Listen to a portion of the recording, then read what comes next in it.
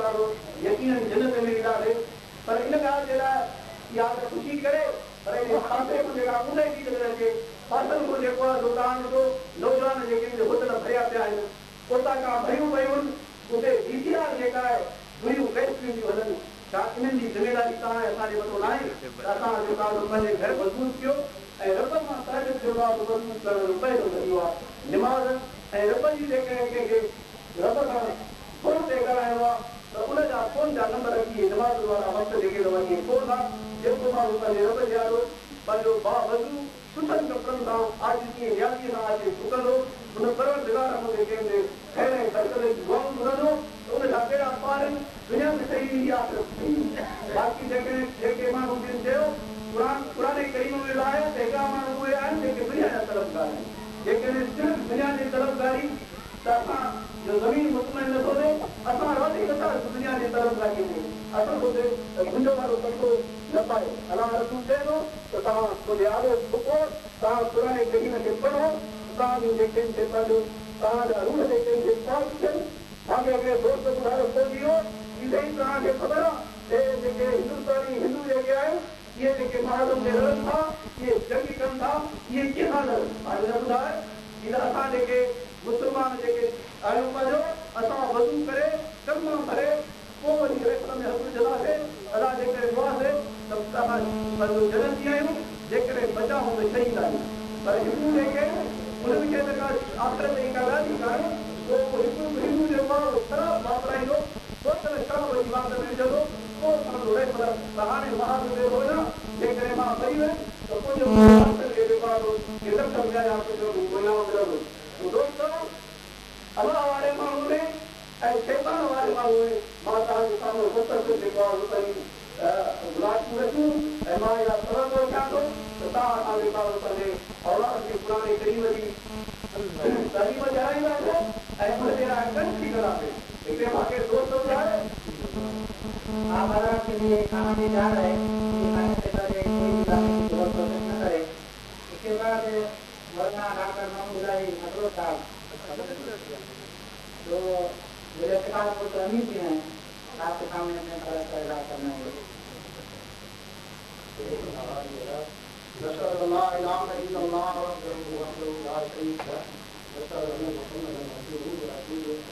अम्मा बाद बाउद बिल्लाह ने शैतान ने बिल्लाह हमार नबी वल हसरीन इंसान रहितो इन الذين آمنوا وعملوا الصالحات وتواصوا بالحق وتواصوا بالصبر मोहतरम मुफ्ती आईनी का होगा उसका एतबार अर्जिया का सुनने के सामत सामती नंबर ताईं मुस्तक़िल आवाज़ दोस्तन के तकलीफ़ हासिल करें धर्म पालन में करें जेके दर्शन कुरान दर्शी अभी मुख्तलिफ़ मौज़ूआत ते हाणे उन वजह जेकी कुझु तव्हां हासिल कयो उन हासिल करण खां पोइ तव्हां सां समूरा वापसि पंहिंजे घर खे वठंदासीं पर इन दौरान जेकी कुझु तव्हां हासिल कयो आहे उहो नए जज़्बे ऐं नए बनदे सां अची हली करे तव्हां असांखे उन मंज़िल खे साम्हूं रखी उन दीन जे हासिल कयो दोस्तो हक़ीक़त यादि जेके इंसानु सोचे गौर करे सरापा सोचे अम्मा जे पेट खां वठी क़बर जे पेट ताईं जेकॾहिं ख़ाली हिकु जानदार वांगुरु खाए पीए पेशाब पायखानो करे उते वेहे ऐं उन खां पोइ ज़िंदगीअ जे मक़सद खे साम्हूं न रखो त सवाइ हिकु जानदार जानवर वांगुरु उनजी ज़िंदगी खे थिए पर जंहिं ज़िंदगी जे लाइ अलाह जो रसूल सल्लल्लाहु अलैहि वसल्लम पंहिंजे साहबा किराम खे उन हजत विदा जे टाइम में इहा ॻाल्हि चई हुई त तव्हां मौजूदा गैर मौजूदनि खे इहा ॻाल्हि पहुचायो ऐं उहे इन टोटे बहितर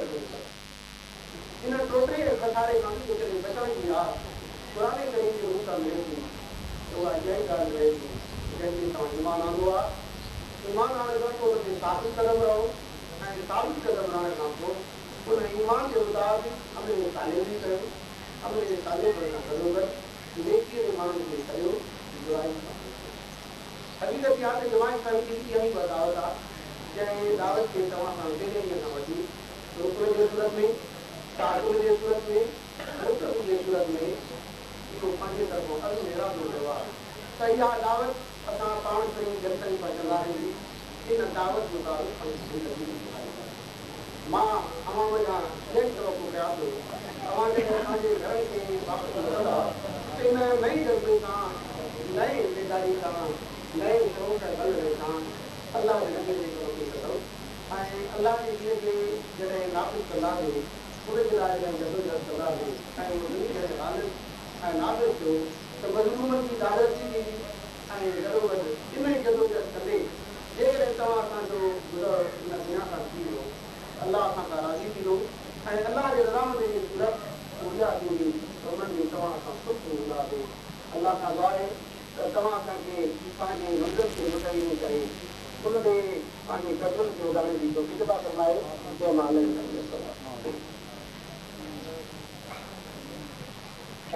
आपके सामने नज़र करेंगे आपके समान हबीब शेख मोहम्मद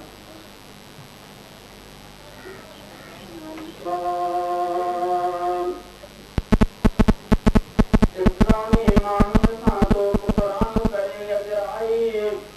जल्दी कयो हथियार खणो कयो उनखां लड़ाई आयो इनकलाब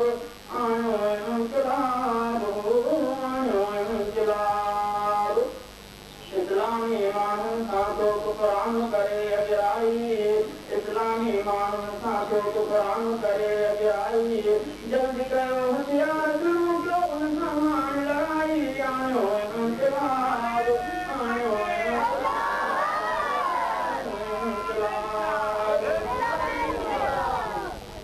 दीन जे ख़ातिर लाशुनि जा टिगमाने करणा आहिनि दीन जे ख़ातिर लाशुनि जा टिगमाने करणा आहिनि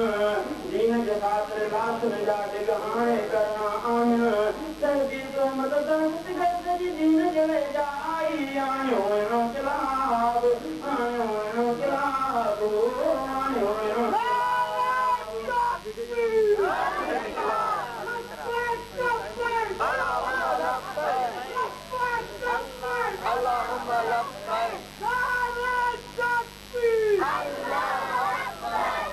इस्लामी ईमान सां तो कुरान करे अजराई जल्दी कयो हथियार खणो कयो उनखां लड़ाई आयो इनकलाब आयो इनकलाब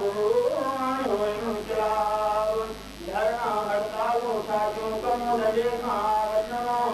धरना हड़तालूं साजूं कमु डॼे खां वठणो निकिरी पवंदो रोडनि ते काॾे खायो ॾाढाई आयो इनकलाब आयो इनकलाब आयो इनकलाब इस्लामी ईमान सां तो कुरान करे अजराई जल्दी कयो हथियार खणो कयो उनसां लड़ाई आयो इनकलाब आयो इनकलाब आयो इनकलाब तख़्त दीनी आलिम आयो दीन सॼो कयो नाफ़िज़ तख़्त दीनी आलिम आयो दीन सॼो कयो नाफ़िज़ दहशतगर्दनि जा पिछू विया मुल्क खे आहिनि खाई आयो इनकलाब आयो इनकलाब आयो इनकलाब इस्लामी ईमान सां तो कुरान करे अजराई जल्दी कयो हथियार खणो कयो उनसां लड़ाई आयो इनकलाब आयो इनकलाब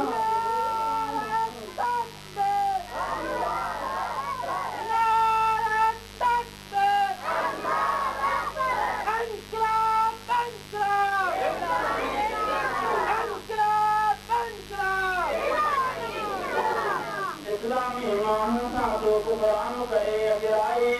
जल्दी कयो हथियार खणो कयो उनसां लड़ाई आयो इनकलाब आयो इनकलाब आयो इनकलाब रूसी अमरीकी साराई दीन जा दुश्मन आहिनि रूसी अमरीकी साराई दीन जा दुश्मन आहिनि काफ़िर चूंडे चूंडे मारियो छॾियो हाणे सदाई आयो इनकलाब आयो इनकलाब आयो इनकलाब इस्लामी ईमान सां तो कुरान करे अजराई इस्लामी ईमान सां तो कुरान करे अजराई जल्दी कयो हथियार खणो कयो उनसां लड़ाई आयो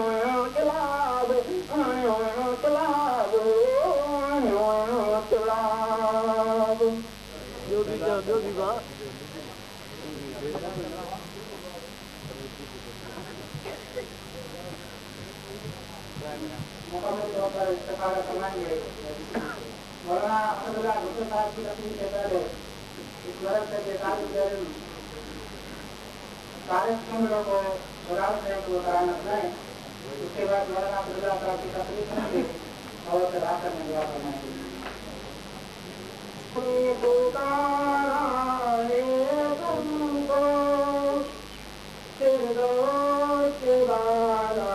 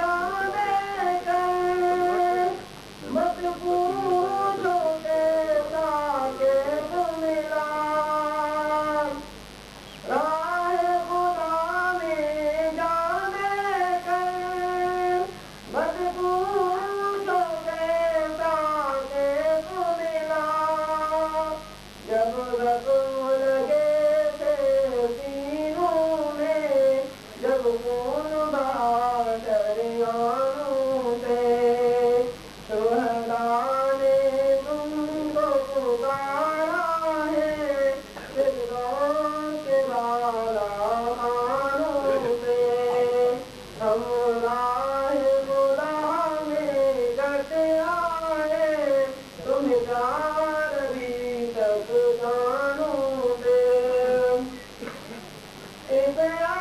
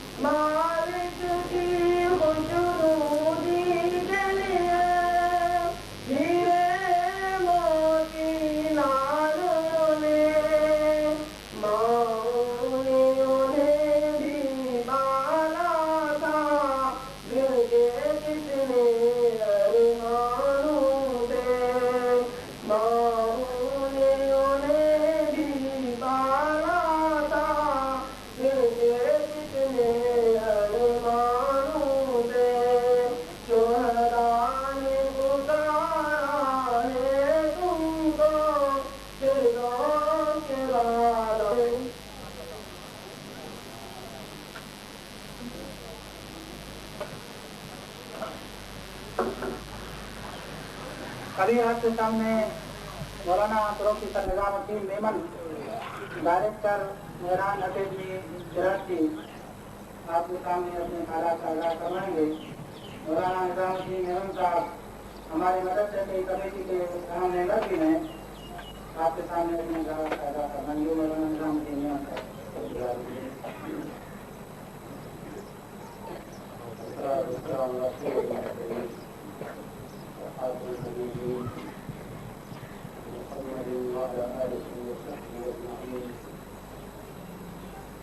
وقال الله تبارك وتعالى في القرآن الكريم أعوذ بالله من الشيطان الرجيم بسم الله الرحمن الرحيم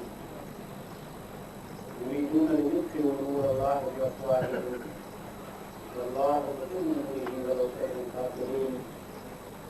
والذي أرسل رسوله بالهدى ودين الحق ليظهره على الدين كله ولو كره المشركون صدق الله العظيم ونحن على ذلك من الشاهدين والشاكرين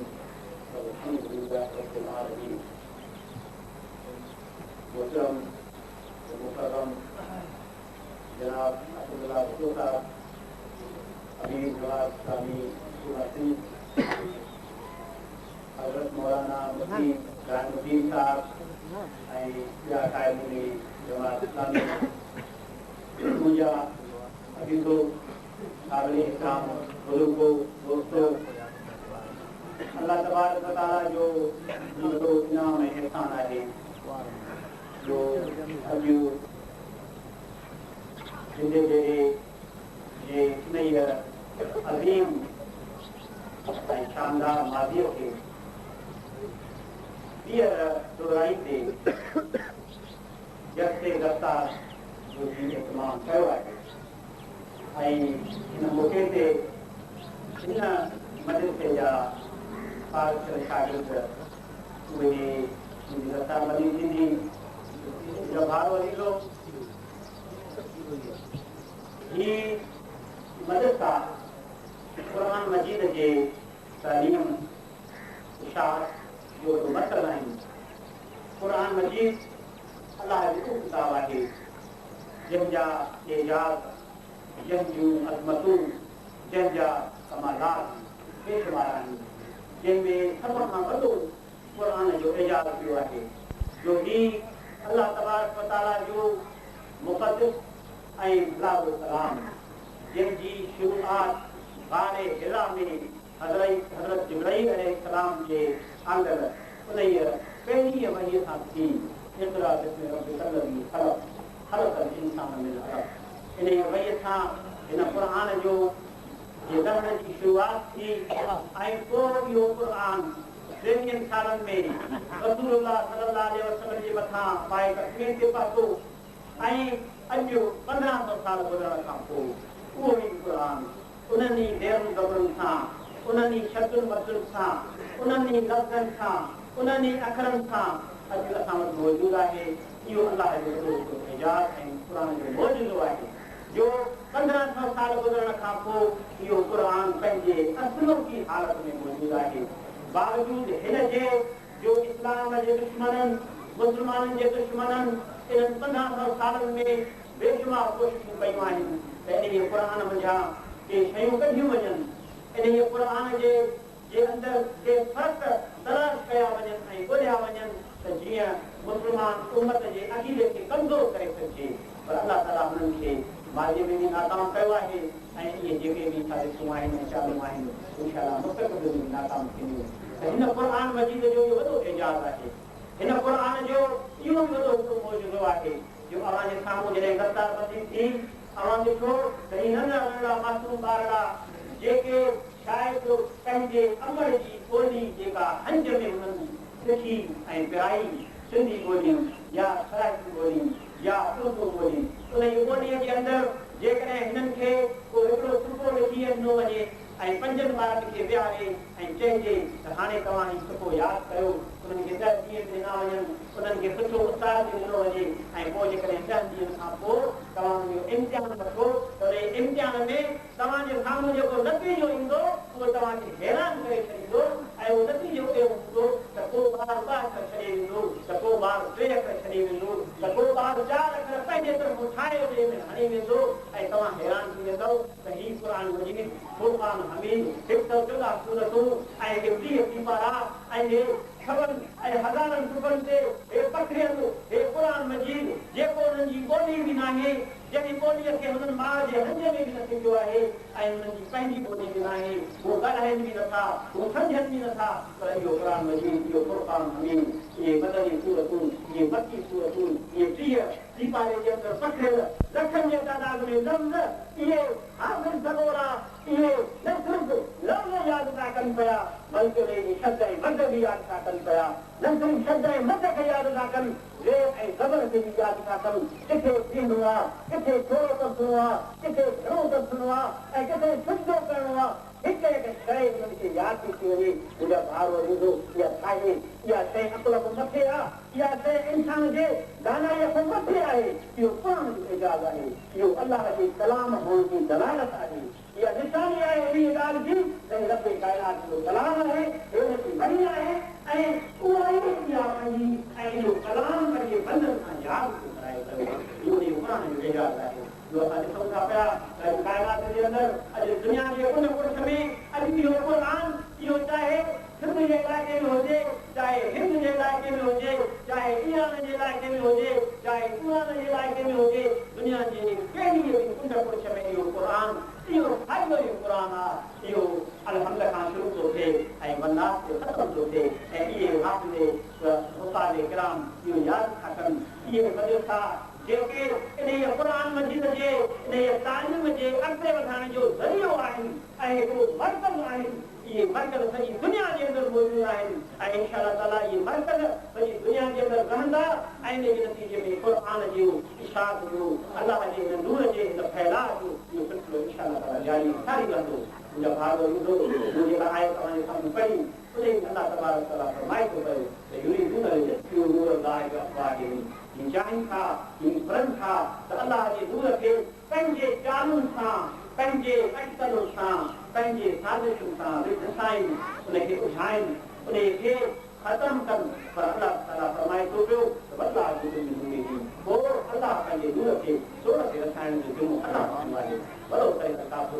काफ़िरनि जी ॻाल्हि केॾी बि नागवार गुज़रे केॾी बि अणमणंदड़ गुज़रे मुंहिंजा भाउ ईंदो इहो क़ुर मजीद इहो फुरक़ान हमीद जॾहिं अरबनि जे अंदरि रसूलुल्लाह सल्लल्लाहु अलैहि वसल्लम जे मथां वही रहे थी पई ऐं पाण करीम सल्लल्लाहु अलैहि वसल्लम इन क़ुर खे आम था कनि मके जे घड़ीअ में गली गलीअ में घर घर में दर दर में इन क़ुर जे पैगाम खे पकड़नि था तव्हांखे मालूम आहे त उन दौर जा मुशरिक उन दौर जा जाहिल उन दौर जा काफ़िर उन्हनि जो कहिड़ो तरीक़ो हो उन्हनि जो तरीक़ो इहो हो त उहे हिक ॿिए खे चवंदा हुआ त हिन क़ुर खे न ॿुधो हिन क़ुर खे न ॿुधो छो त जे क़ुर ॿुधंदव त तव्हां असर पुछी वेंदव हिन क़ुर जे अंदरि एॾो इनकलाब आहे हिन क़ुर जे अंदरि एॾी तासीर आहे हिन क़ुर जे अंदरि एॾो असर आहे जेकॾहिं तव्हां ही क़ुर ॿुधो त पोइ क़ुर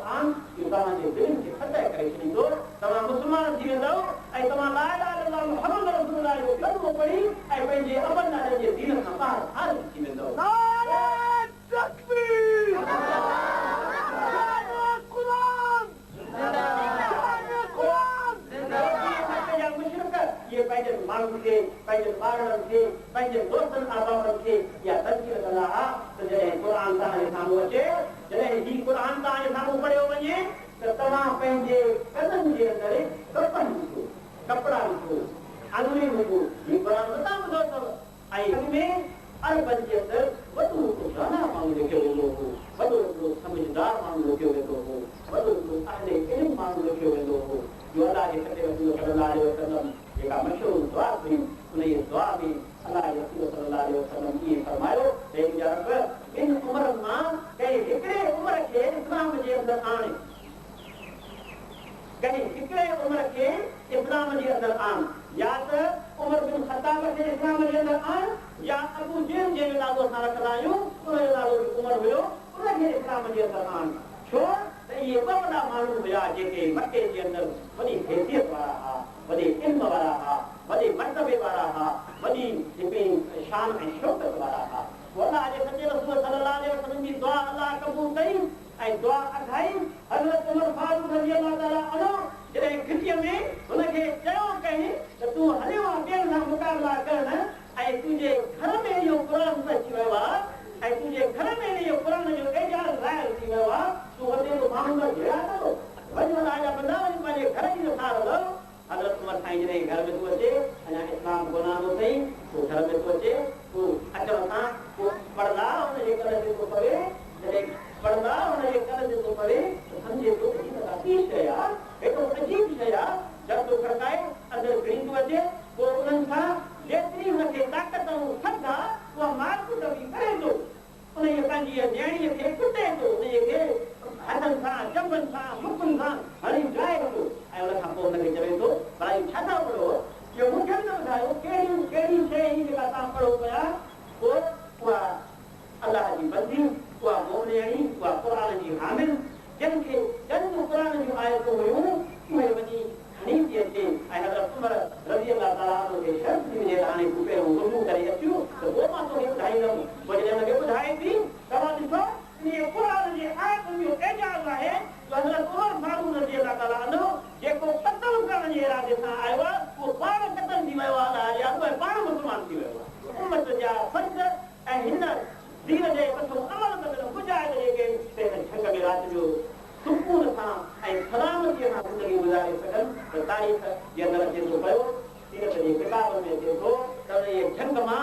जानवर शींहं हाथी नांग वॾाऊं ईअं डोड़ंदा पिया वञनि ऐं हिकु घड़ीअ जे अंदरि सॼो झंग उन्हनि खाली करे छॾियो ऐं मुस्लमाननि जो लश्कर ॾाढे अमन ऐं सलामतीअ सां उन झंग जे अंदरि आयो त इंसान त हुननि खां महफ़ूज़ रहिया पर जानवर बि हुननि खां महफ़ूज़ रहिया ऐं हुननि जी ॿोली पिया सम्झनि ऐं हुनजे हुक्म ते पिया हलनि त मुंहिंजा भाउ क़ुर हुनजी ज़िंदगी खे तब्दील कयो इहो क़ुर हुनजे ज़िंदगी खे एॾो तब्दील कयो जो जेके माण्हू ज़ालिम हूंदा हुआ जेके माण्हू इंसाफ़ न कंदा हुआ जेके माण्हू पंहिंजे नियाणियुनि खे ज़िंदा गदगोड़ कंदा हुआ जेके माण्हू ग़रीबनि जा हक़ पवाईंदा हुआ उहे हर इंसान जा माफ़ न बणिजी विया वक़्त जो ख़लीफ़ो आहे त रोज़ सुबुह जो हिकिड़ी पुराणी औरत जे घर में वञी सफ़ाई थो करे पियो वक़्त जो ख़लीफ़ो आहे सफ़ाई थो करे इहा ड्यूटी सालनि खां वठी निभाईंदो थो अचे छो त उहा औरत देव आहे छो त उहा औरत कमज़ोर आहे छो त उहा औरत हुनजे पाड़े में आहे औरत खे जॾहिं ख़बर पई त हाणे हज़रत अबू बकर सिद्दीक़ ख़लीफ़ो थी वियो आहे त दिमाग़ में ख़्यालु आयुसि त हे ख़लीफ़ो आहे हिन जे मथां वॾी वॾी जवाबदारी वञे हिन जे मथां वॾा वॾा ॿार पइजी विया आहिनि हाणे हे काथो मुंहिंजे घर में सफ़ाई अची कंदो हज़रत अबू बकर सिद्दीक़ रज़ी अल्लाह ताला अन्हु जंहिं टाइम ते ईंदो हुयो उन खां बि सवेर जे माई जी सफ़ाई कई उन खां बि सवेर जे माई जी सफ़ाई कई ऐं औरत हैरान थी वई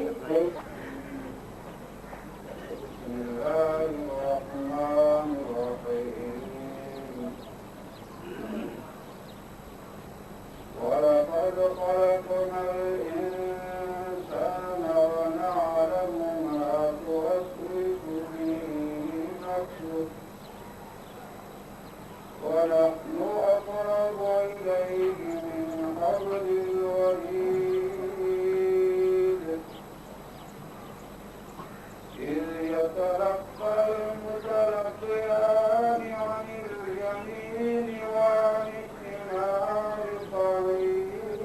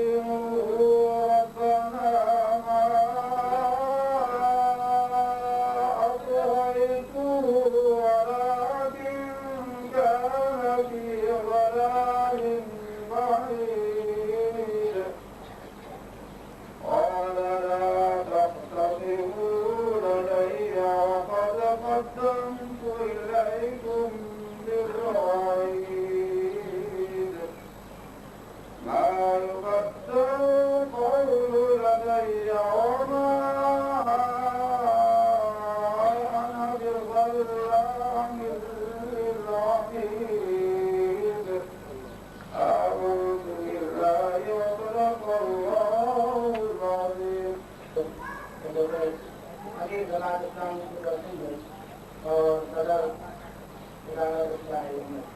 मौलाना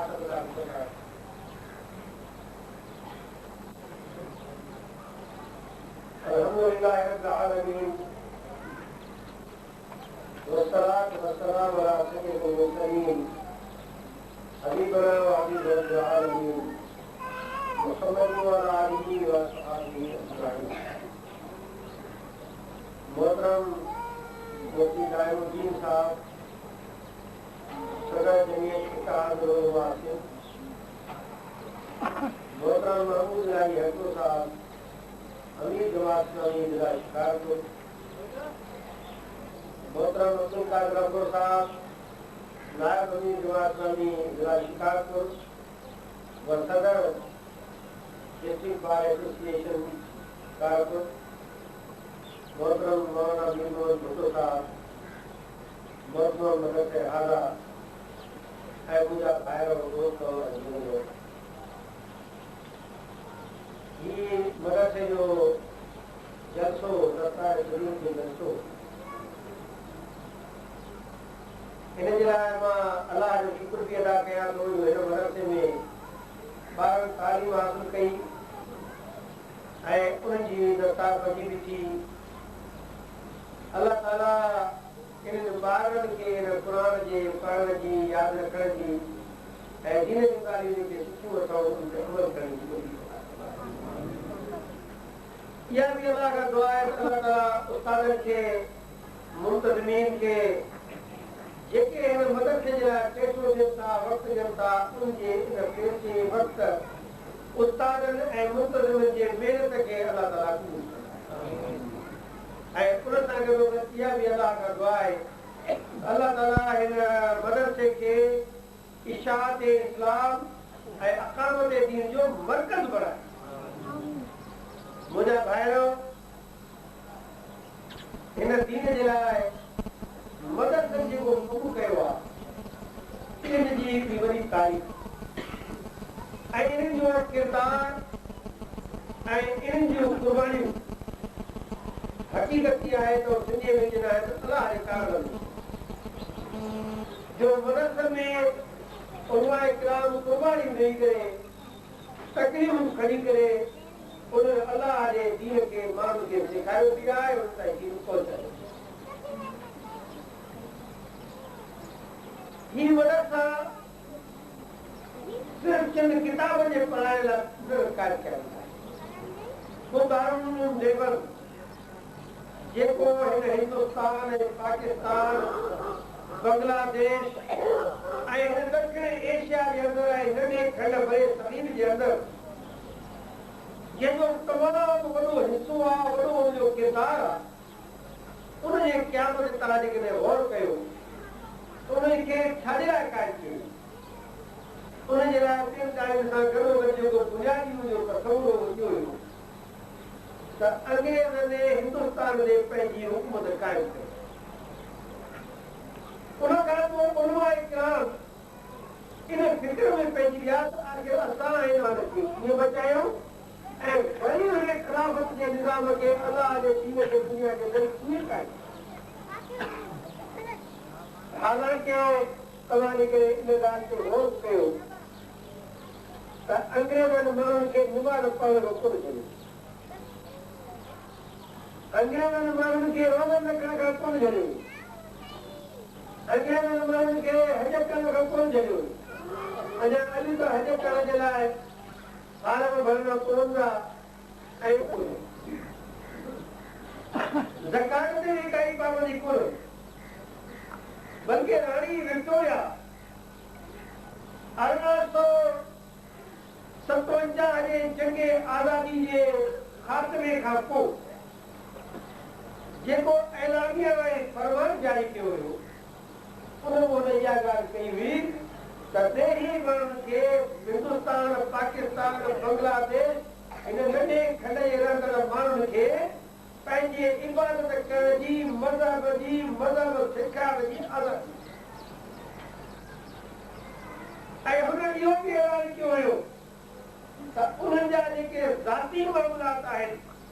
उहे भली पंहिंजे क़ुर सुनत मुताबिक़ उहे हलाईंदा रहनि। जीअं विरासत जो कानून आहे त विरासत जे कानून में अंग्रेज मुदाख़लत कोन कई। जेको माण्हू मरी वेंदो हुयो त हुनजी मिल्कियत, हुनजो माल, हुनजो तरको उन क़ुर सुनत जी रोशनी में विराईंदो। शादीअ गमीअ जे कानून में बि हुन मुदाख़लत कोन कई। अयूब खान अची करे न मुदाख़लत कई, पर अंग्रेज करे मुदाख़लत कोन कई। ॿुधायो त बाक़ी खे कहिड़ो ख़तरो हुयो। मस्जिदनि में बांगा बि थियनि पियूं, ताजिद बि पढ़जनि पिया,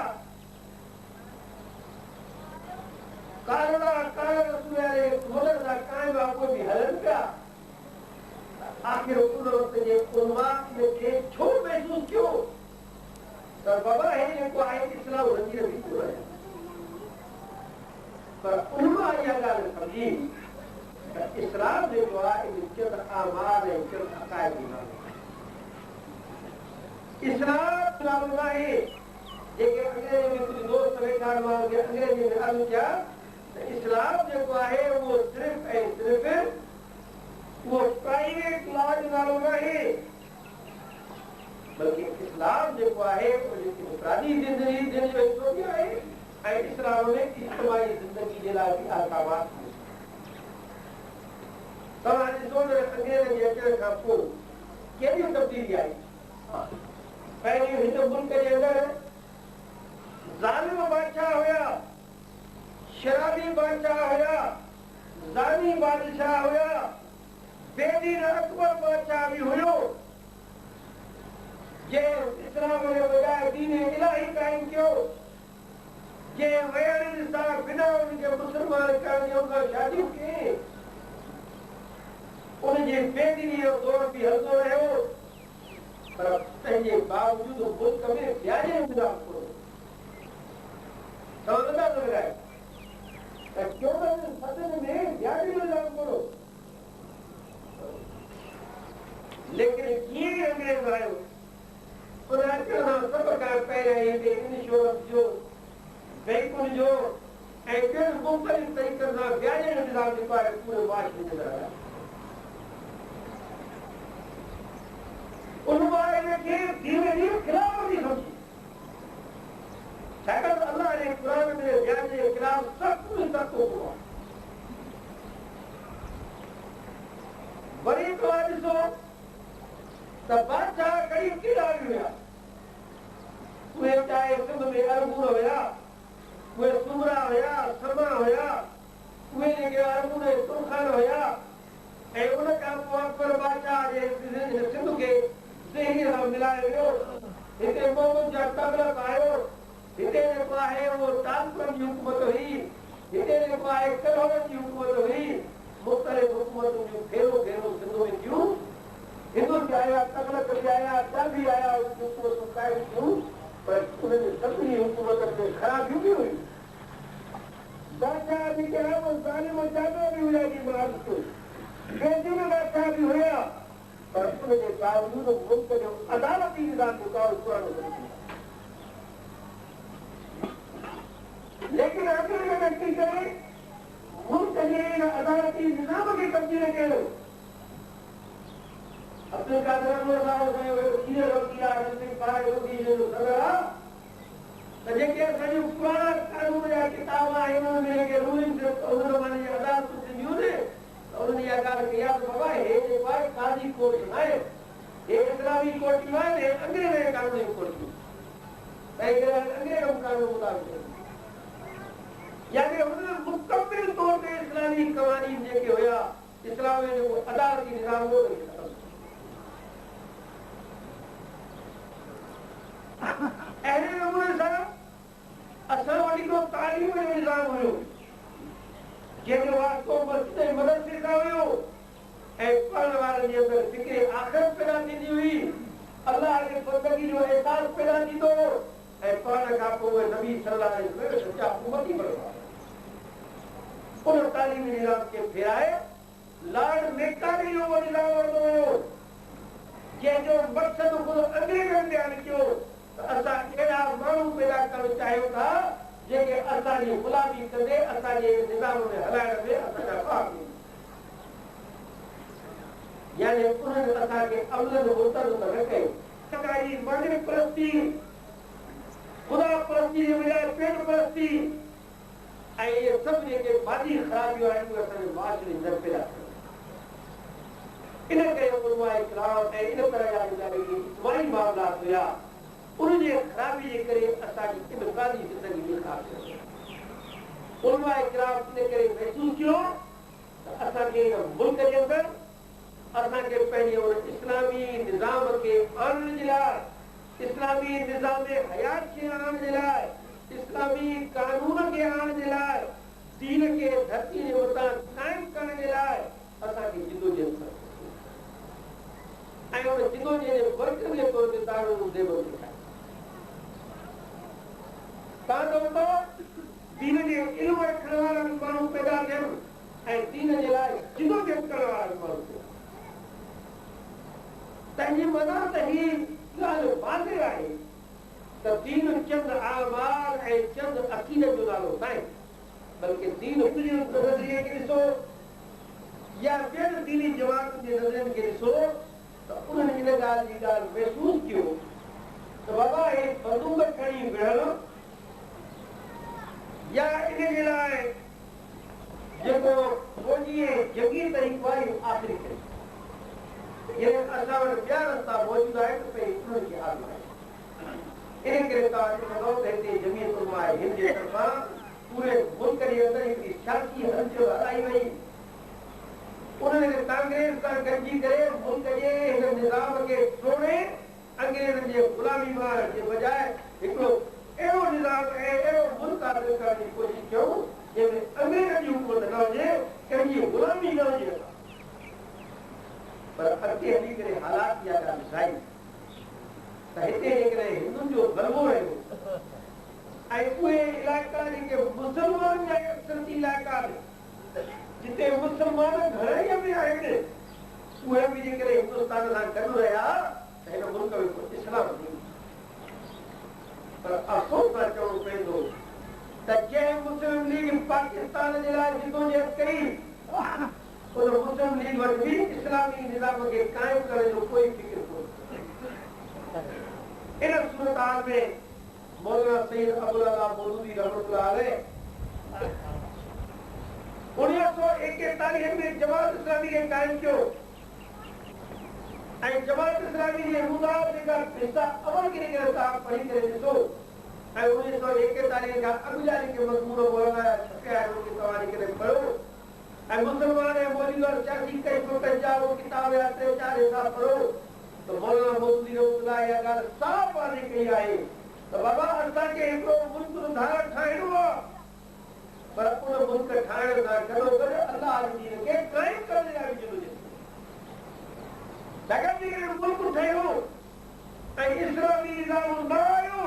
त पोइ उहो मक़सदु हासिल कोन कयो जे लाइ अलाह साईं असांखे क़ुर ॾिनो आहे जंहिं लाइ नबी जी सुन्नत आहे अॼु बि मदरसनि में हिते केतिरा आलिम सॻोरा वेठा आहिनि तव्हां हिन खां पुछो था जेके दीनी किताब फिक़ह जा किताब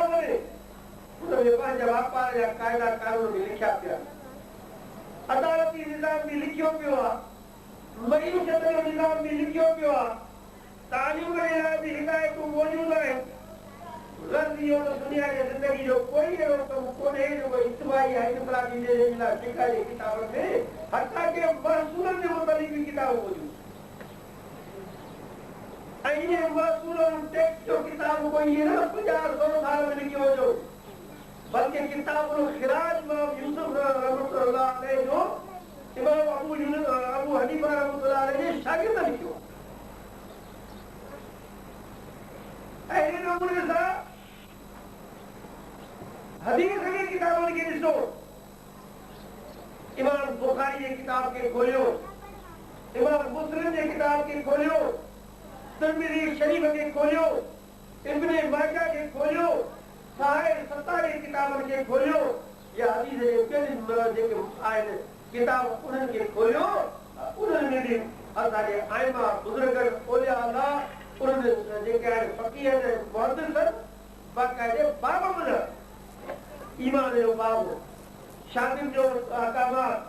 उन खां पोइ पंहिंजे वापार जा अहकामात, अदालत जा अहकामात, तालीम जे मुतलिक़ हिदायतूं ऐं ॿियनि मुख़्तलिफ़ बाबनि जे ज़रिए असांजी इनफ़रादी ऐं इज्तिमाई ज़िंदगी जे मुतलिक़ हिदायत मिली।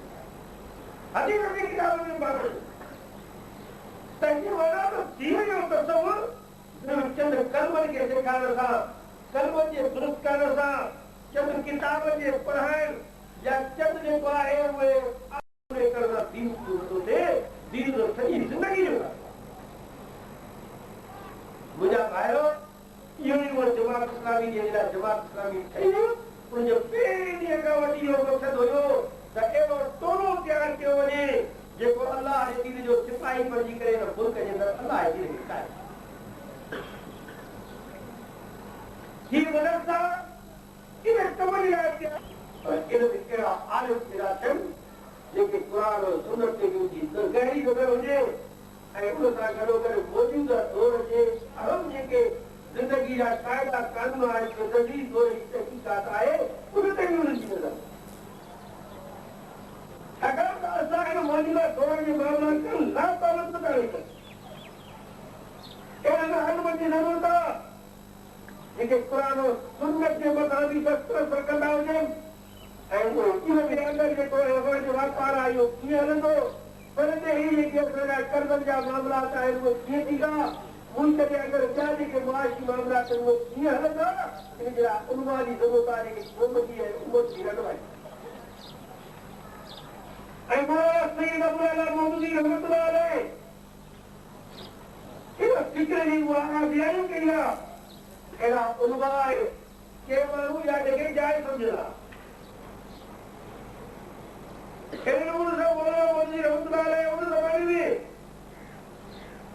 जेको आहे मुल्क जे बेकारी जे निज़ाम जे लाइ किताब लिखिया डॉक्टर निजातुल्लाह सिद्दीकी जवान लामी जो उन बाक़ाइदगी लाइ किताब लिखियो इस्लामी बेकारी अञा ध्यान रखे पतो ई कोन हुयो उन ज़माने किताब लिखी इस्लाम जी माशी तालीमात प्रोफेसर खुर्शीद साहब मौलाना जे मज़मून खे गॾु करे उहो किताब जेको आहे मुरतब कयो तदवीज़ कई ऐं नमूने सां हेॾे वरितल वारी ॾिसो था मुज़ारबा ठहनि थी पई मुज़ारबा मुशारका मौलाना मौदूदी रहमतुल्लाह अलैह केतिरा साल अॻे किताब लिखियो इस्लाम खे शिरकत और मुज़ारबे खे छॾायूं तूं गोया या मौलाना जेको ॿूटो पोखियो अॼु अल्हम्दुलिल्लाह उहो ॿूटो वधी करे वरो अॼु दुनिया जे अंदरि अहिड़ियूं बैंकूं क़ाइमु थियूं आहिनि जेके बिना व्याज जी हलनि दुनिया जे अंदरि अहिड़ा इदारा पैदा थिया आहिनि जेके जदीद ऐं क़दीम ॿिन्ही क़िस्म जे उलूम खे पढ़ाइनि अॼु दुनिया जे अंदरि इस्लामी निज़ाम अदल जे लाइ जिदोजहद थी रही आहे त अदालत जो निज़ाम जेको आहे उहो इस्लामी हुजणु घुरिजे ऐं आम माण्हू बि सम्झे थो त उन जे ख़ातिर हिन अंग्रेज़ वारे जेको इदारती निज़ाम आहे उहो इंसाफ़ कोन थो थिए इन में इनकलाबी तब्दीली जी ज़रूरत आहे। अहिड़े नमूने सां मौलाना सईद अबू अला मौदूदी रहमतुल्लाह अलैह जी जिदोजहद जे नतीजे में पूरी दुनिया जे अंदरि हिकिड़ी तहरीक उथी आहे जेका इस्लामी इस्लाह जी तहरीक आहे। इहा तहरीक तुर्की में बि आहे, इहा तहरीक मिस्र में बि आहे, इहा तहरीक पाकिस्तान ऐं हिंदुस्तान में बि आहे, इहा तहरीक दुनिया जे कुंड कुर्जे जे अंदरि हुई ऐं मां इहो बि अर्ज़ु कयां त जमात इस्लामी जे जिदोजहद जे नतीजे में मुल्क जे अंदरि इनकलाबी कम थिया ऐं अञा कुझु इनकलाबी कम करण जे लाइ जिदोजहद करणी आहे तॾहिं करे हीअ जलसा हीअ दस्ताने फज़ीलत जूं महफ़िलूं हीअ मदरसनि जा जेके जलसा या आम जेके इन क़िस्म जो जेके महफ़िलूं थियनि थियूं इहे तमामु असांखे जाॻाइण जे लाइ थियनि त पाण बि इन दीन खे सिखूं ऐं ॿियनि खे बि इन दीन सेखारण जी फिकर बच्चन के दीन से कह रहे हूँ ऐसे पूरे मुल्क के अंदर भी अल्लाह ने दीन के कायम कर दिया पूरी करा मुझा भाइयों ये दौर जो है वो फितरत जो दौर आज पूरी दुनिया के अंदर इस्लाम में कुफर की कशमकश इन वक्त कुफर जो सरबराह ताबूती कुवत जो सरबराह जाहिल चेहरे जो सरबराह है पूरी दुनिया के अंदर मुसलमान जो अल्लाह रसूल दुश्मन जो किरदार अमेरिका अमेरिका तमाम असांखे पंहिंजो फिक्री गुलाम बनाइण चाहे थी ऐं हू जेको जॾहिं चवे थी मनाई आहे शुक्र अदा कयूं था जो असांखे बुनियाद आहे असां बुनियाद प्रस्त आहियूं क़ुरान असांजो बुनियाद आहे क़ुरान में अलाह चयो हुकुल किताब ही किताब जेको आहे उहो तव्हांजे आयात जेके आहिनि उनजी बुनियाद आहे क़ुरान सुन्नत असांजी बुनियाद आहे बेबुनियाद आहे अमेरिका वारा बेबुनियाद आहे यूरोप वारा बेबुनियाद आहे पूरे असांजे मुल्क में आहिनि इस्लाम जे बजाय हिन उन जी ठाहियल ज़ालिमाना निज़ाम जे लाइ ॾिनो बुनियाद उन्हनि खे कोन्हे कॾहिं सोशल जूं ॻाल्हियूं कनि था कॾहिं कम्यूनिज़म जूं ॻाल्हियूं कनि था कॾहिं कॉर्पोरेसी जूं ॻाल्हियूं कनि था कॾहिं कुर्सीअ जूं ॻाल्हियूं कनि था कॾहिं हुनजे करे कनि था कॾहिं हुनजे करे कनि था अल्हम्दुलिल्लाह असां 1941 खां वठी जमात इस्लामी ठही आहे असां त उन ई बुनियाद ते पहिरीं ॻाल्हि त मुंहिंजा भाइरो इहा अमेरिका असांजो जहिड़ो इहो कंहिं हिकु ॻाल्हि ते न आहे पूरे इस्लाम जो थियो अमेरिका जो जे तालुक रखण वारो हिकिड़ो इदारो जंहिंजो नालो आहे नेटो उहो वाइदो आहे अमेरिका ऐं यूरोप जे मुल्क जो पाण में वाइदो आहे उन वाइदे जो मुख बि आहे नेटो इहो जेको नेटो जो मुल्क आहे वाइदो आहे उनजे कमांडर जो इजलास अॼु खां पोइ 5-7 साल अॻु ऐं उनमें हुनजे साम्हूं एजेंट आई आहे टुटी वियो मशरक़ी यूरोप में जेको कम्यूनिज़म हुयो उहो ख़तम थी वियो दीवार में बर्नर जेका आहे उहा टुटी वई भला हाणे अञा जेके बाक़ी रखा हुया इनखे ख़तम थियो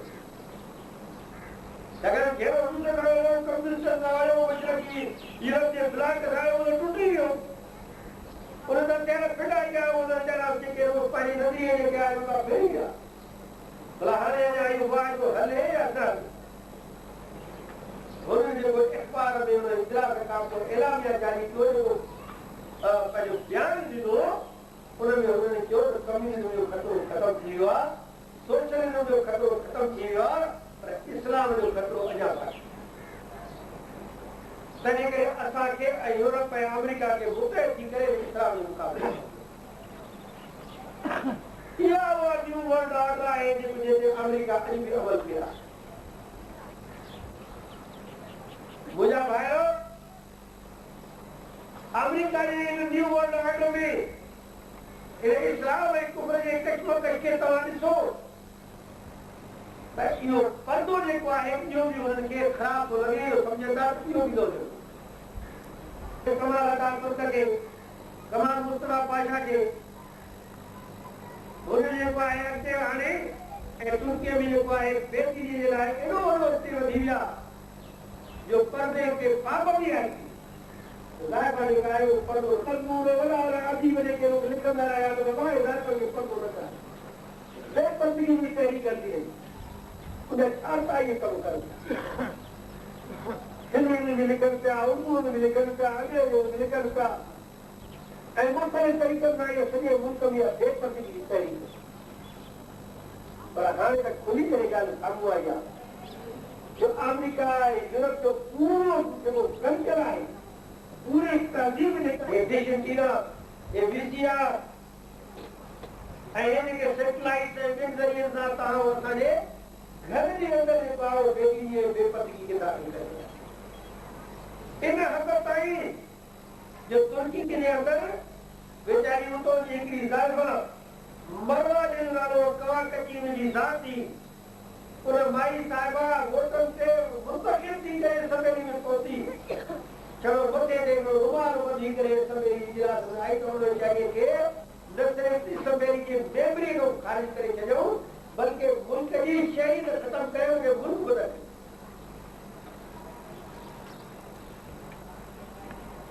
ताकि बना हम समझन था कि इनको परसों कलर क्यों भी फंडामेंटलिज्म आ क्यों भी इस्लाम आई हमने कहा ब्योरा क्यों तो आगे क्या बेनजीर साहब वाली तस्वीर और रोदा रो बचौला माउंट समझना वाली दीनदार आए सारी तस्वीर पढ़े नहीं उन्हें अबवा क्या हाल क्या था कि उन्हें सही दिखा केरवा उतारे सामने वजीर आजम दी फिर हुक्म दे तो बेनजीर होने के क्यों बजाय मुस्ताहिद ने ऐ बात जो कुरान से गराने जे अजो कुरान के देखो या ताके तो बाबा तो पाई दी हो तस्वीर कर दी ये तो होता जी सब लोग आ रहे हो तस्वीर पाती लेकिन मां उन्हें न्याय की जिदोजहद में ताए सामने रखकर जरूर तो समझा है वो अधिक न्याय हो तो बराबर थोड़ा बड़े बड़ी दोस्ती असाने चोले बड़ी देने के है उस वाले खिलाफ लोग काम करता अमीर होते के बंद है सुप्रीम कोर्ट के की मुल्क के अंदर अल्लाह ने दी कायम करके जिदों में करने वाला मुजाहिद इंशाअल्लाह है अल्लाह का दुआ है अल्लाह ताला कश्मीर के पाकिस्तान बनाया मुजाहिद की कामयाबी अल्लाह ताला का दुआ है कि फिलिस्तीन में मुजाहिदीन की कामयाबी अता फरमाए है यहूदी के शिकस्त से फाज था है आखिर में अल्लाह का यह दुआ है अल्लाह ताला शिशा मुजाहिदीन है अमेरिका ने यहूद नसारे साथी के नाकाम फरमाए दुआ के दावा अल्हम्दुलिल्लाह ये करोड़ ने अरबन मुकाबला जाया के तो करते तो असांखे ख्वाहिश ज़रूर आहे ऐं अलबत्ता असां हिन हुकूमत जे आज़ाद मीडिया पॉलिसी मुखालिफ़ छाकाणि त हिन सां पारसी यानी में इज़ाफ़ो असांजो क़ौमी सरमाए जेको आहे पारसी यानी जे फ़रोग़ जे लाइ इस्तेमालु बेदीनी जे फ़रोग़ जे लाइ इस्तेमालु थी ऐं उन सां गॾोगॾु हे जेको केबल सिस्टम खे क़ानूनी करार ॾियनि था असां उन जी मुखालिफ़त कयूं ऐं मां इहो बि अर्ज़ु कयां थो त हिन सां गॾोगॾु लेकिन जेकी कुझु थी सघियो आहे वो इहो आहे त कराची में हिकिड़ो मर्कज़ क़ाइमु कयो वियो आहे जंहिंमें असां मां 30,000 दोस्त आहिनि जेके मुख़्तलिफ़ टीवी प्रोग्राम तयारु कंदा इस्लामी ऐं पोइ ॾींहुं रमज़ान मुबारक में हिकिड़ो इस्लामी प्रोग्राम तयारु कयो जेको FTA जे तरफ़ां नशर कयो इन तरीक़े सां को प्राइवेट चैनल सां वठी करे ऐं इस्लामी प्रोग्राम जे तशहीर जे लाइ असां जिदोजहद कई आहे ऐं इहो बि हिकिड़ो जुज़वी कमु आहे दुआ के अल्लाह ताला वो निवारे जो असांखे पंहिंजो चैनल हुजे ऐं पूरे इस्लामी इनकलाब जे चैनल जो मुल्क जे अंदरि सुवारी वसल्लम रब्बना आतिना फिद दुनिया हसनतन व फिल आखिरति हसनतन व क़िना अज़ाबन नार रब्बना ला तुज़िग़ क़ुलूबना बअद इज़ हदैतना व हब लना मिन लदुनका शागिर्दनि जी गिरफ़्तारबंदी की आहे उनके कुरान ऐं दीन ते अमल करने की अल्लाह ने कुरान के पढ़ पढ़ाई को दीता फरमा अल्लाह ने उस्ताद के मेहनत के कबूल फरमा अल्लाह ये दीन जिक्र अमल करने को दीता फरमा अल्लाह से दिल के दीन तरफ फेर फरमा अल्लाह से औलाद बच्चन के घर वाले ने दिल के दीन तरफ फेर फरमा अल्लाह ये फलस्तीन मुल्क के मार में पूरी दुनिया के मुसलमान ने दिल के दीन तरफ फेर अल्लाह दीन के जिक्र अमल करने को दीता फरमा दीन के कायम करने की तौफीक अता फरमा अल्लाह उनके बाल जान कुर्बानी करने की तौफीक अता फरमा अल्लाह उनके जिहाद जिदोजहद करने की तौफीक अता फरमा अल्लाह उनके रास्ते रुकावट के दूर फरमा अल्लाह जमात इस्लामी की कामयाबी अता फरमा अल्लाह असांजे अतो मुल्क के अंदर इस्लामी इनकलाब के बरपा फरमा अल्लाह आमीन जेके बीमार हैं उनकी शिफा कामिला अजला अता फरमा अल्लाह जे कर्जदार हैं उनके कर्ज अदायगी सबीर पैदा फरमा अल्लाह जे बेरोजगार हैं उनके रोजगार अता फरमा अल्लाह का सबनी के रिज़्क़ हलाल है वसीर अता फरमा अल्लाह आमीन जिनके औलाद हैं उनके नेक व सालिह औलाद अता फरमा अल्लाह का सबनी औलाद के नेक व सालिह औलाद फरमा अल्लाह आमीन कश्मीर के मुजाहिदीन की गैबी इमदाद फरमा अल्लाह भारत के शिकस्त से फाज अता फरमा अल्लाह आमीन उनके लाइ थींदड़ साथियुनि खे नाकाम फरमा अल्लाह आमीन फिलिस्तीन के मुजाहिदीन के कामयाबी अता फरमा अल्लाह यहूदिन के शिकस्त से फाज अता फरमा अल्लाह शेशान के मुजाहिदीन की मदद फरमा उनके कामयाबी अता फरमा अल्लाह रशियन फेडरेशन के शिखर से पाशता फरमा। अमेरिका आयोजन के हवाई के दुनिया आखिरत में जलीलो पार फरमा। ईसाई यहूदी इन्होंने के साजिश के नाकाम फरमा। मुसलमान जो बोल बाला फरमा। असा इंताब इत्तेफाक पैदा फरमा। सल्लल्लाहु तआला अला खैर खल्की मोहम्मद व आलिहि वसल्लम। पानी जा रहा है तो जिससे पानी के ऐलान से कहीं कोई दोस्त बाहर न बने, आराम से पानी खाए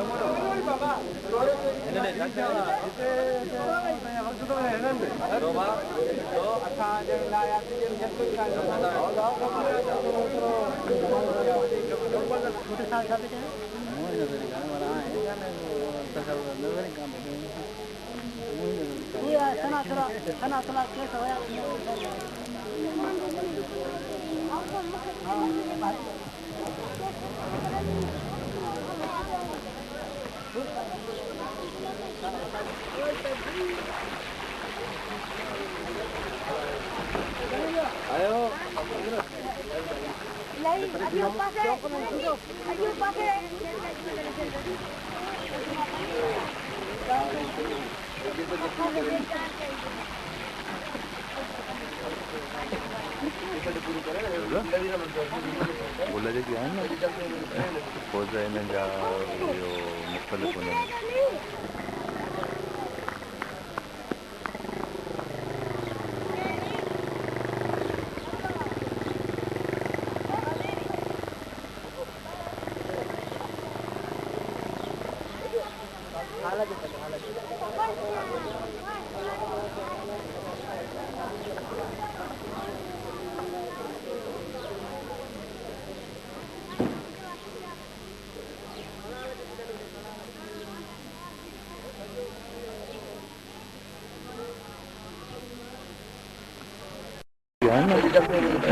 पौधा इन्हें जा यो मुख्तलिफ होने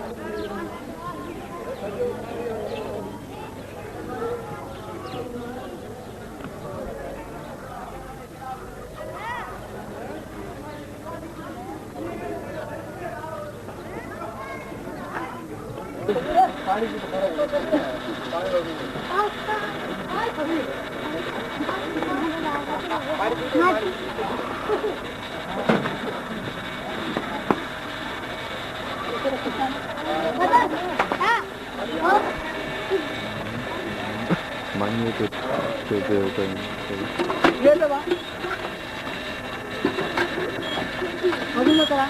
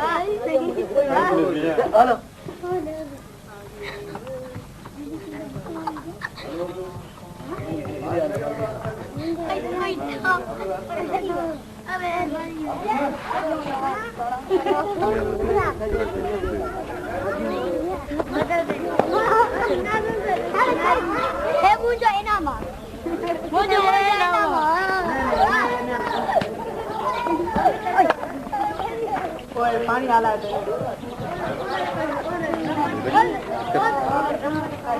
करी तू है तो मत तो करी अनु अनु अनु ओए रियाल का तो बात रे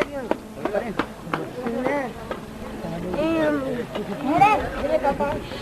अरे बरस हो गया ये दे दादा ओके अरे बज कर लो इन्हें पाँच लकिया गाड़ी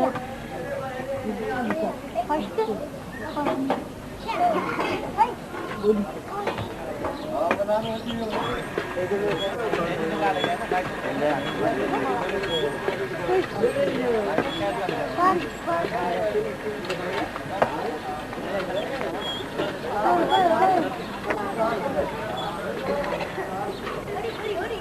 नमाज नहीं अंदर नमाज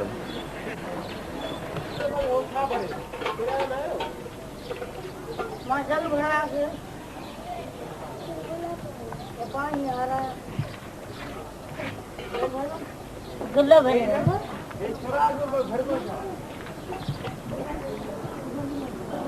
तो टेम्पो पट जाए हाँ ए नजर थे अब आए थे आतर अभी हम दियो भैया खाना दियो दियो